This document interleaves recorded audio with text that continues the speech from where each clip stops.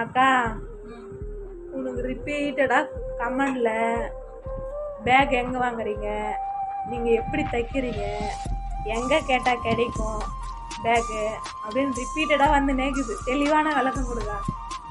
அதாவது வந்து எங்கே கேட்டால் கிடைக்கும்னு சொல்லி நிறைய பேர் கேட்குறீங்க. நானும் வந்து கொஸ்டின் வந்து நிறைய ஃபுல் வீடியோவில் சொல்லியிருக்கேன், ஷார்ட் வீடியோ போட்டிருக்கேன். ஆனாலும் ஒரு சிலர் வந்து கேட்குறீங்க, அவங்களுக்கான வீடியோ தான் இது. எங்கே கிடைக்கும்னாக்கா இங்கே இப்போ வந்து உங்கள் ஊரில் வந்து பத்திரிக்கை அடிக்கிற ஆஃபீஸ் இருக்கும், அப்படி இல்லைன்னா வந்து பிரிண்ட் போடுற கடை இருக்கும். சரி, இது ரெண்டுமே உங்களால் முடியல அப்படின்னா எப்படியும் உங்கள் கையில் வந்து ஸ்மார்ட் ஃபோன் இருக்கும்.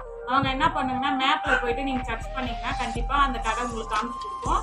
அதோட ஃபோன் நம்பரும் அந்த மேப்லேயே வந்துடும். அந்த ஃபோன் நம்பர் எடுத்து நீங்கள் கால் பண்ணி கேட்டிங்கனாக்கா உங்களுக்கு அவங்க பதில் சொல்லுவாங்க.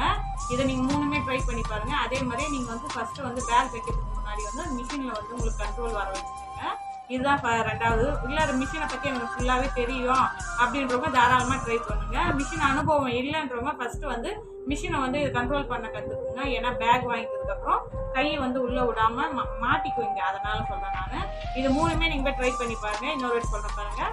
உங்கள் ஊரில் பத்திரிக்கை அடிக்கிற ஆஃபீஸ் எப்படியா இருந்தாலும் இருக்கும். அதுக்கப்புறமா பிரிண்ட்டு போடுற கடை இருக்கும். டிஷர்ட்டு இந்த மாதிரி இந்த பேகுங்கெலாம் பிரிண்ட்டு போடுற கடைன்னு தனி ஒன்று இருக்கும்.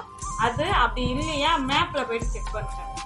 நீங்கள் போய் மேப்பில் செக் பண்ணிங்கனாக்கா கண்டிப்பாக பேக் தைக்கிறது என்னன்னு கண்டிப்பாக வரும். கடை அட்ரஸு ஃபோன் நம்பர் எல்லாமே சேர்த்து வரும்.